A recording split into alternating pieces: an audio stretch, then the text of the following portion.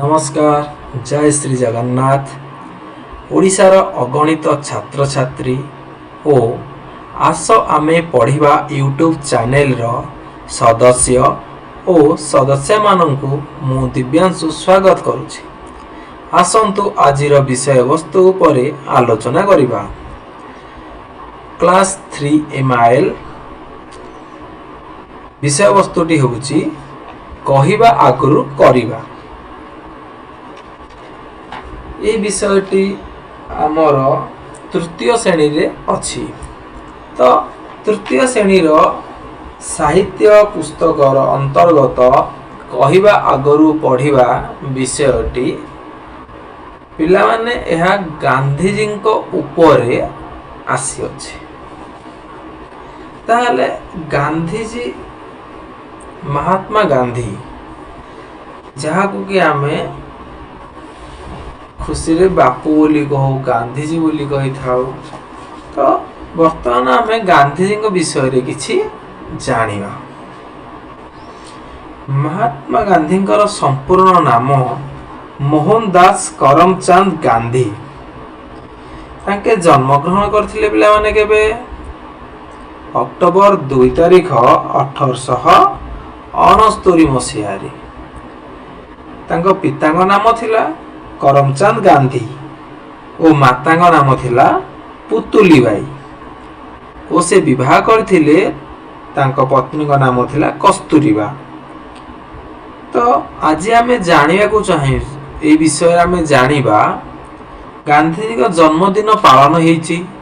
पिला माने स्कूल रे गांधी जयंती पालन करिसंती।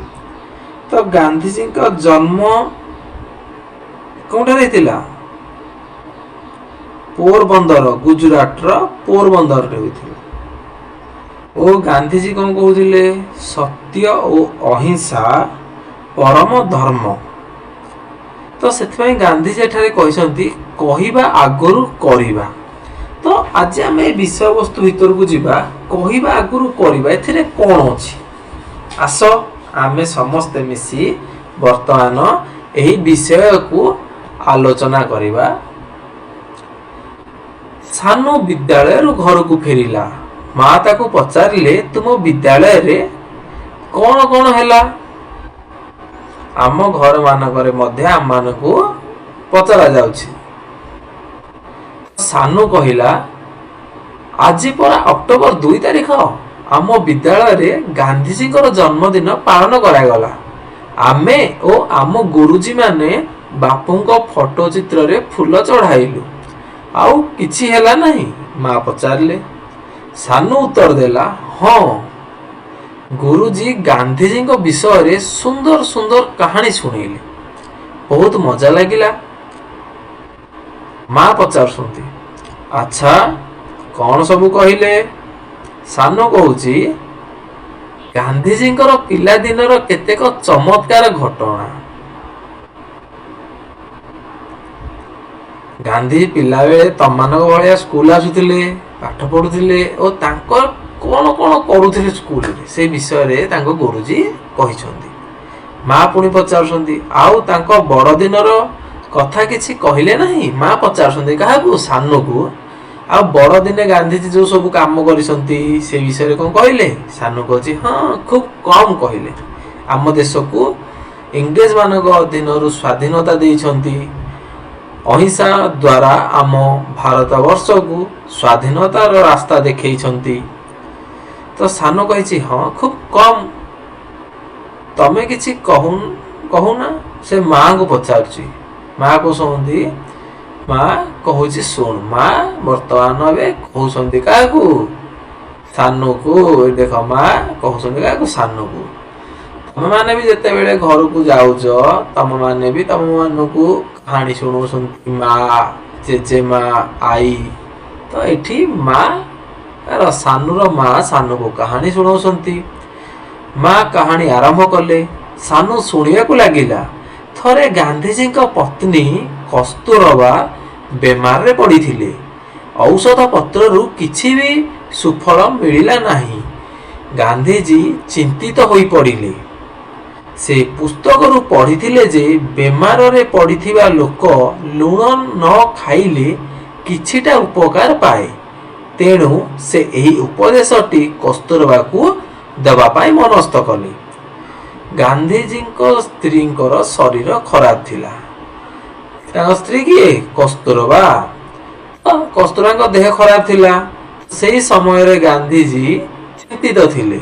ଆଉ ସେ ଗୋଟେ ପୁସ୍ତକରୁ ପଢ଼ିଥିଲେ ଯେ ଲୁଣ ନ ଖାଇଲେ କିଛିଟା ଉପକାର ହେଇପାରିବ। ଯାହାର ବେମାର ହେଇଥିବ ସେ ଯଦି ଲୁଣ ନ ଖାଇବ କିଛି ଦିନ ପାଇଁ ତାହେଲେ ତାର ଶରୀରରେ ରୋଗ ଚାଲିଯିବ ଆଉ ତାକୁ ଆରୋଗ୍ୟ ମିଳିବ। ଗାନ୍ଧିଜୀ କସ୍ତୁରବାଙ୍କୁ ଉପଦେଶ ଦେଲେ।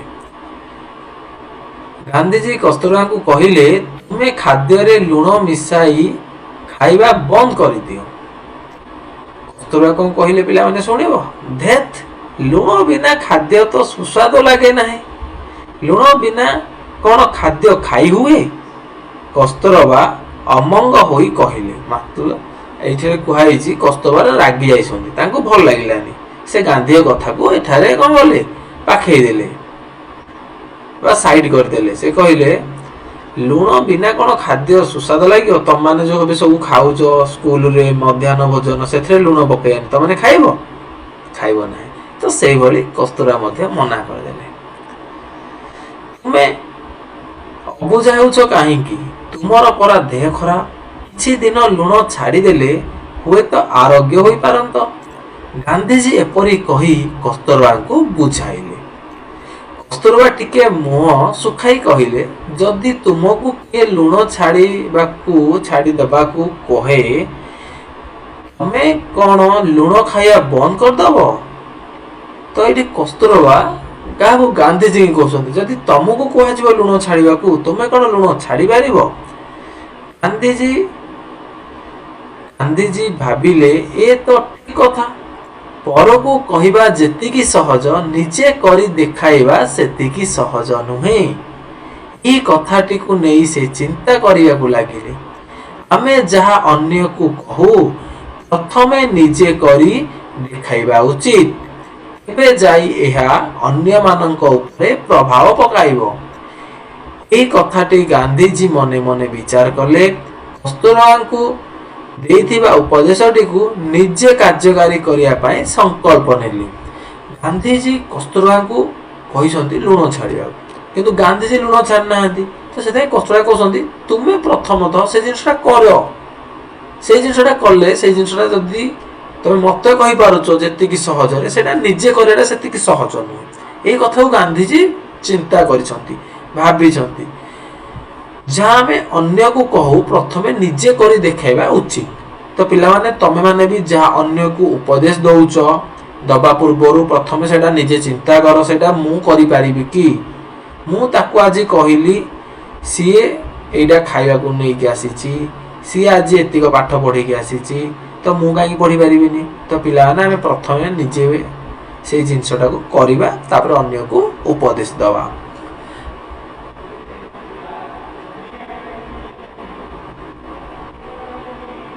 ଗାନ୍ଧିଜୀ କସ୍ତୁରବାଙ୍କୁ ଏଥର କହିଲେ ମତେ ଯଦି ରୋଗ ହୋଇଥାନ୍ତା ଚିକିତ୍ସକ ଯେଉଁ ଜିନିଷ ଖାଇବାକୁ ବାରଣ କରିଥାନ୍ତା ମୁଁ ଅବଶ୍ୟ ତାହା ଖାଇବା ବନ୍ଦ କରିଥାନ୍ତି।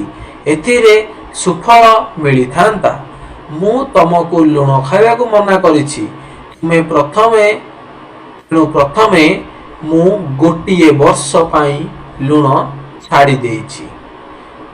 ପିଲାମାନେ ତମେ ଏଠାରେ ଦେଖିପାରୁଥିବ ଏ ଚିତ୍ରରେ ଅଛି ଗାନ୍ଧିଜୀ ତାଙ୍କ ସ୍ତ୍ରୀ କସ୍ତୁରବାଙ୍କୁ କହୁଛନ୍ତି ଯଦି ମତେ ରୋଗ ହୋଇଥାନ୍ତା, ଗାନ୍ଧିଜୀଙ୍କୁ ରୋଗ ହୋଇଥାନ୍ତା, ତ ଗାନ୍ଧିଜୀ କହୁଛନ୍ତି ତାହେଲେ ମତେ ଡାକ୍ତର ଯଦି ମନା କରିଥାନ୍ତା ଚିକିତ୍ସକ ଏ ଜିନିଷ ଖାଇବନି ତାହେଲେ ମୁଁ ଖାଇନଥାନ୍ତି।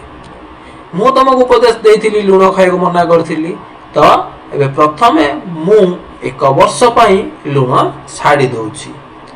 ଗାନ୍ଧିଜୀ 1 ବର୍ଷ ପାଇଁ ବର୍ତ୍ତମାନ ଲୁଣ ଛାଡ଼ି ଦେଇଛନ୍ତି। ସେ ଆଉ ଖାଦ୍ୟରେ ଲୁଣ ମିଶା ଖାଦ୍ୟ ଖାଉନାହାନ୍ତି। ସତକୁ ସତ ଗାନ୍ଧିଜୀ ସେହି ମୁହୂର୍ତ୍ତରୁ ବିନା ଲୁଣରେ ଖାଦ୍ୟ ଗ୍ରହଣ କରିବା ଆରମ୍ଭ କରିଦେଲେ।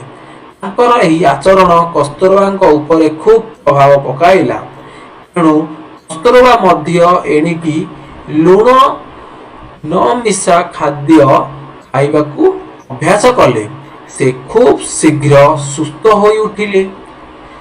ଦେଖ ପିଲାମାନେ, ଯେତେବେଳେ ଗାନ୍ଧୀଜୀ ବିନା ଲୁଣରେ ଖାଦ୍ୟ ଖାଇଲେ ତାଙ୍କ ଘରେ, ସେତେବେଳେ କସ୍ତୁରବା ଏହାକୁ ଦେଖିକି ନିଜେ ବି ଗାନ୍ଧୀଜୀଙ୍କୁ ଅନୁସରଣ କଲେ। ଗାନ୍ଧୀଜୀଙ୍କର ଏହି ଆଚରଣକୁ ଖୁବ୍ ପ୍ରଶଂସା କଲେ। ତାଙ୍କ ଉପରେ ଏହାର ପ୍ରଭାବ ପଡ଼ିଲା।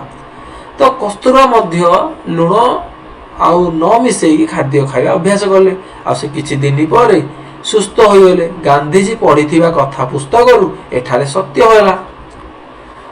ସାନକୁ କାହାଣୀ ଶୁଣିବା ପରେ ମା କହିଲେ, ବୁଝିଲୁ ସାନୁ, ବାପୁ ଏମିତିକା ମଣିଷ ଥିଲେ ଯେ ଯାହା କହୁଥିଲେ ତାହା ନିଜେ କରି ଦେଖାଉଥିଲେ। ସେଥିପାଇଁ ସ୍ୱାଧୀନତା ସଂଗ୍ରାମ ବେଳେ ଗାନ୍ଧୀଙ୍କ ସହିତ ସମଗ୍ର ଦେଶର ଲୋକ ଏକଜୁଟ ହୋଇ ଚାଲୁଥିଲେ। ସାନୁ କାହାଣୀଟି ଶୁଣିଛି। ସାନୁ ଶୁଣି ସାରିଲା ପରେ ମା ତାକୁ ବୁଝାଉଛନ୍ତି, ବାପୁ ଏମିତିକା ଜଣେ ମଣିଷ ଥିଲେ ଯାହା କହୁଥିଲେ ତାହା ନିଜେ କରି ଦେଖାଉଥିଲେ। ସେଥିପାଇଁ ଆମ ଦେଶକୁ ସ୍ୱାଧୀନତା ଦେବା ସମୟରେ ସମସ୍ତ ଲୋକ ଏକଜୁଟ ହୋଇ ଗାନ୍ଧୀଜୀଙ୍କୁ ସାହାଯ୍ୟ କରିଥିଲେ ଆମ ଭାରତ ବର୍ଷକୁ ସ୍ୱାଧୀନତା କରିବା ପାଇଁ। ଆସ ଜାଣିବା କେତୋଟି ନୂଆ ଶବ୍ଦ। ପିଲାମାନେ ଦେଖ, ଏଠି ଅଛି କ'ଣ? ଚମତ୍କାର। କିଛି ଗୋଟେ ଅଚାନକ ହେଇଯିବ ଆଉ ସେଇଟା ଆମକୁ ଖୁସି ଦବ। ଚମତ୍କାର। ସୁସ୍ୱାଦୁ, ଯାହା ଆମ ପାଟିକି ଭଲ ଲାଗିବ। ପ୍ରଭାବ, କିଛିଟା ଭାବ ଆମ ଉପରେ ପଡ଼ିବ। ସୁଭାବ। ଏକଜୁଟ, ଏକତ୍ର ହବା। ସ୍ୱାଧୀନତା, ସମସ୍ତଙ୍କ ଜୀବନରେ ସ୍ୱାଧୀନତା ରହିଛି, ମାନେ ସେ ସ୍ୱ ଇଚ୍ଛାରେ ବଞ୍ଚିପାରିବ, ତାକୁ କୁହାଯାଏ ସ୍ୱାଧୀନତା। ଚିକିତ୍ସକ, ଯାହାର ରୋଗ ହୋଇଥାଏ ତାକୁ ଚିକିତ୍ସା କରାଯାଇଥାଏ, ଆଉ ଯିଏ ଚିକିତ୍ସା କରନ୍ତି ତାକୁ କୁହାଯାଏ ଚିକିତ୍ସକ। ସୁଫଳ, ଭଲ ରହିବା। ଅମଙ୍ଗଳ, ଖରାପ ହବା। କାର୍ଯ୍ୟକାରୀ, କାମ କରିବା। ସମଗ୍ର, ସବୁଯାକ। ବେମାର, ଯିଏ ରୋଗକ୍ରାନ୍ତ। ମୁହୂର୍ତ୍ତ, କିଛି ସମୟ। ଉପକାର, ଭଲ ହବା। ଆରୋଗ୍ୟ, ସୁସ୍ଥ ହବା। ସଂକଳ୍ପ, ଏଇ କାମଟା କରିବା ପାଇଁ ପଣ ନେବା, ଏଇ କାମଟା କରିବା ପାଇଁ ସଂକଳ୍ପ କରିବା। ଫଳପ୍ରଦ, ଗୋଟିଏ କାମ ସରିଲା ପରେ ଯାହା ଆମକୁ ମିଳିଥାଏ, ଆମେ ଯେଭଳି ଭାବରେ କର୍ମ କରି ଆମକୁ ସେଭଳି ଭାବରେ ଫଳ ମିଳିବ। ଆଚରଣ, ଅନ୍ୟ ଜଣକୁ ଦେଖି ତାଙ୍କଠାରୁ କିଛି ଶିଖିବା। ଆଚରଣ। ଅବଶ୍ୟ, ହଁ ମୁଁ ଏଇଆ କରିବି, ଅବଶ୍ୟ। ମନସ୍ଥ, ମନରେ ଭାବିବା। ମନସ୍ଥ, ଏଇ କାମଟା ମୁଁ କରିବି ବୋଲି ଆଜି ମନସ୍ଥ କରିଛି। ସଂଗ୍ରାମ, ଯୁଦ୍ଧ କରିବା। ସୁସ୍ଥ, ସୁସ୍ଥ ଶରୀର ଆଉ ସୁସ୍ଥ ସମାଜ। ପିଲାମାନେ, ଆମ ପରିବେଶ ଯଦି ସୁସ୍ଥ ଅଛି ଆମ ଶରୀର ସୁସ୍ଥ ରହିବ। ସମସ୍ତେ ନିଜକୁ ସୁସ୍ଥ ରଖନ୍ତୁ। ଏହି ବିଷୟଟି ବର୍ତ୍ତମାନ ଏଠାରେ ସମାପ୍ତ ହୋଇଯାଇଛି। ଏହି କ୍ଲାସର ଭିଡ଼ିଓଟିକୁ ଶେଷ ପର୍ଯ୍ୟନ୍ତ ଦେଖିଥିବାରୁ ଆପଣମାନଙ୍କୁ ଅଶେଷ ଅଶେଷ ଧନ୍ୟବାଦ। ଏହି ୟୁଟ୍ୟୁବ୍ ଚ୍ୟାନେଲଟିକୁ ସବସ୍କ୍ରାଇବ୍ କରନ୍ତୁ।